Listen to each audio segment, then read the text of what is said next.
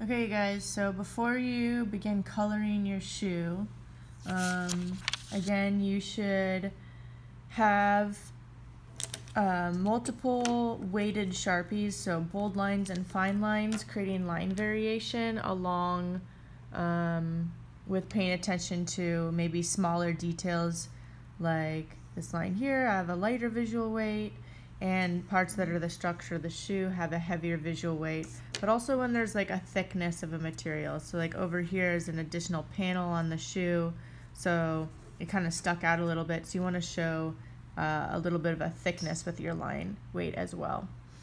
Okay, so once you have this, what I want you to do in your sketchbook is to write color value scale. And we've learned a lot about value with shading, but value is the darkness or lightness of a color. So just like with a value scale in pencil, we're going to create a value scale with any colored pencil. We're going to create a 5-point value scale. 1, 2, 3, and then 4, 5. 1, 2, 3, 4, and 5. Okay, where this is going to be our darkest, or our shadows.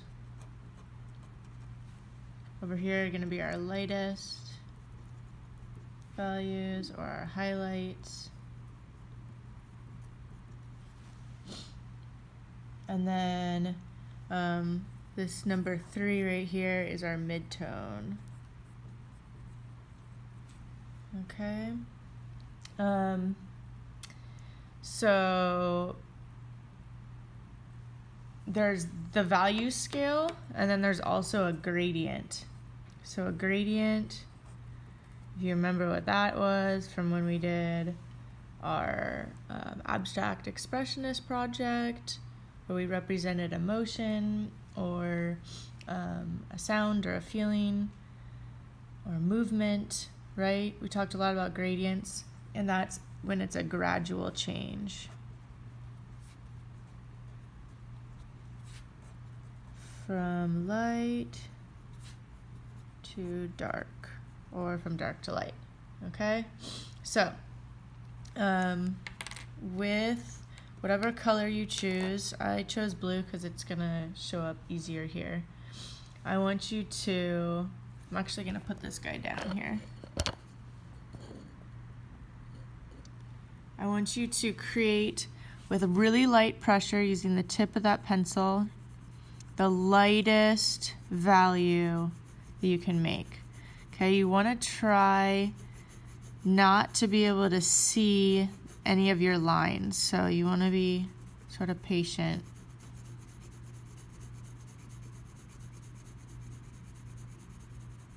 As you're going along here.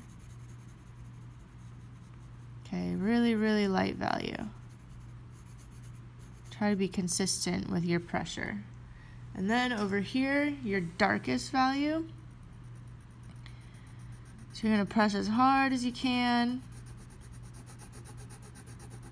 And this is without using black right now. So we're just doing value based on pressure.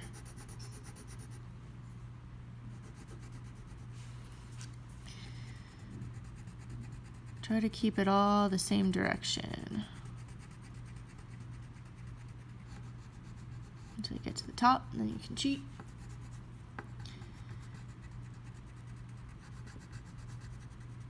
Okay, so once you've created your darkest and then your lightest, you're going to create your midtone. So that's like a half pressure between the lightest and the darkest.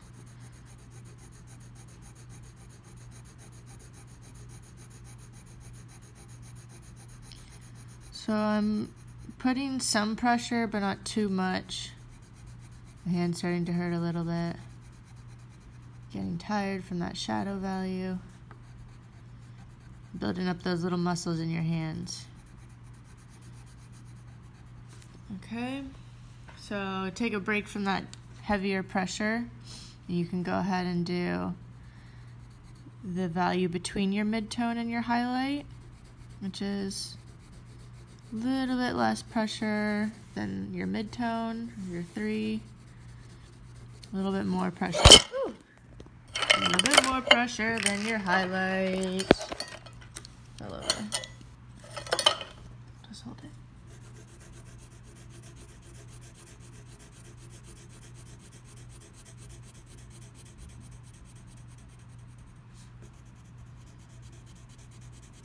Okay.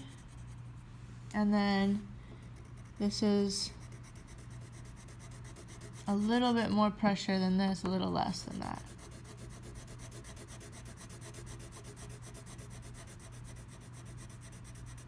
So you should be able to see a clear difference between all 4 of these values.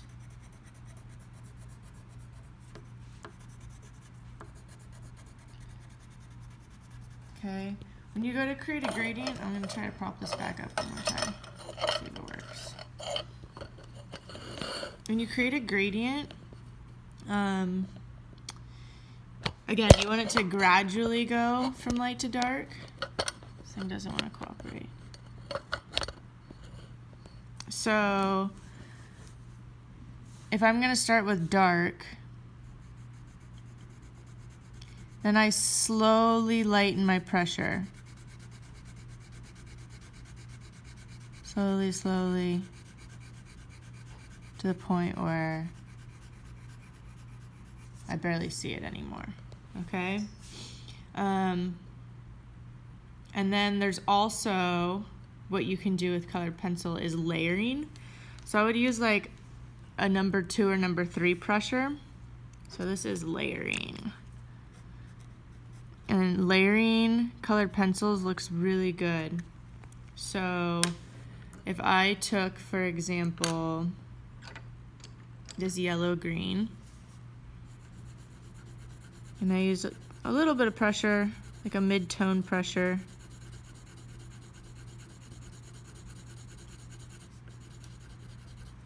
And then I use another color on top of it.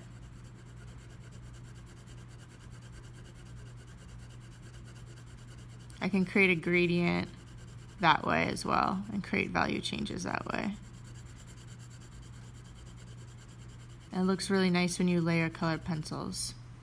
And then you also have a shade. So, for example, if I had red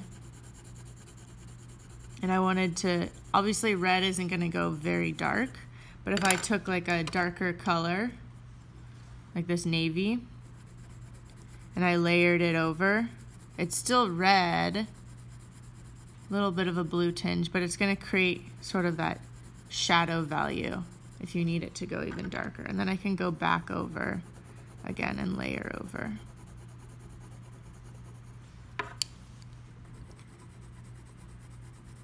Okay, so that's layering with colored pencils to create value. And then we've got baby oil. So if I have, I'll choose purple this time. If I have something like this, where I get a shadow value and then I start to lighten it, I still see all these little tiny white specks. So if you want a more smooth look, what you can do is you just take regular old baby oil and you pour a teeny tiny bit, there's barely any in here, but there's enough for us to work with, into one of these little containers that I have over by my desk. And then what it does is it breaks down the wax and actually blends the colored pencil for you.